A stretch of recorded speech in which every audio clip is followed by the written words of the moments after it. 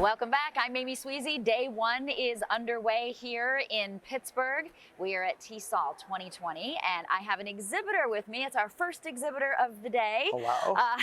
Alex Lochoff, thank you for joining me.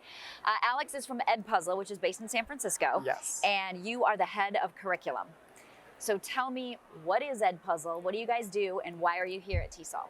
Yeah, so Edpuzzle is a way for teachers to take any video. So that can mean a video they've created on their own. It can be any video from YouTube or one of the thousands of videos we've created ourselves, and to stick interactive questions into that video. So we as educators know that students learn better when they're being active in the learning process, and that's what Edpuzzle does. As the video plays, it's going to pause, and there'll be these points for students to engage, respond to questions, record their voice, etc. Then for the teacher, it's accountability. So they get to see who's watched the video, and students aren't allowed to skip, so they actually have to watch through the entire video. And of course, they get to see what the students score on the video as well. Okay, and you've been with the company 3 years. Yes. Okay, but this is your first time at TESOL and the company's first time, Yeah, right? this is my time and the Edpuzzle's first time here at TESOL, so we're very excited. And so far, It's been thoughts? amazing. I think I've had great conversations both here on the exhibit hall, but also just walking back and forth through the hallway, been talking to a bunch of teachers. Everyone's really excited to be here, and I think after 2 years of being stuck at home, we're all excited to get some time to chat in person. Yes. Talk to me a little bit about the benefits specifically for the English language teaching community that Edpuzzle has. So I think one thing we've noticed is a lot of ESL teachers are using videos. And I think it makes a lot of sense, because if you've ever tried learning a foreign language, one of the biggest problems is how fast language can move and keeping up in real time. Video obviously has a clear advantage. Students can pause, they can click back and listen to something again, and so we make it way more accessible. So that's kind of videos in its own bucket. I'd say the second piece are the features Edpuzzle has that are really optimized for working with ESL students. So I'll go through just a couple. One, at each of the stop points of those embedded questions, teachers can enable students to respond with their voice. So not just typing an answer, not just selecting a multiple choice question, but actually recording their voice, and the teacher can play that back.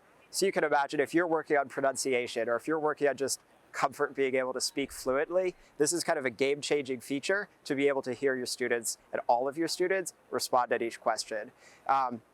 So that's one example. And then the last one I'll get at is we've been building our own video content for the last year and a half. And one of the big initiatives of that is we want to offer our videos not only in English, but also translated into other languages that people around the world might need. So we're going to offer videos that you could watch in English, or you could see the exact same video, but in a language like Spanish, where the on-screen text is translated, there's a native speaker doing the voiceover, and all of the questions are translated again. So you can imagine if you're a teacher who is teaching social studies and you have some newcomer ESLs, they could watch the English video, they could then watch the Spanish video, watch the English video, and get that back and forth where they're able to master the content, maybe in a language they're more comfortable in, but they're also able to cross-reference it against an English version where they can practice some of that real language immersion and real language comprehension.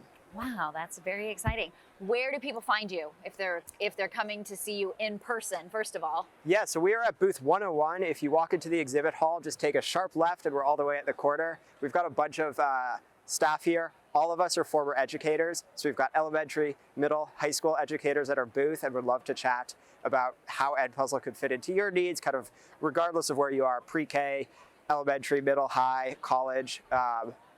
Would love to chat with you. Someone to answer all the questions Exactly. from everybody. And I'll be there as well. Would love to chat with anyone who comes by. Fantastic. Do you guys have a website, or how can people reach you if they're at home, can't come to see you in person? Absolutely. So you can come to edpuzzle.com and register for free. So it's free to sign up, and all of our features are free to use.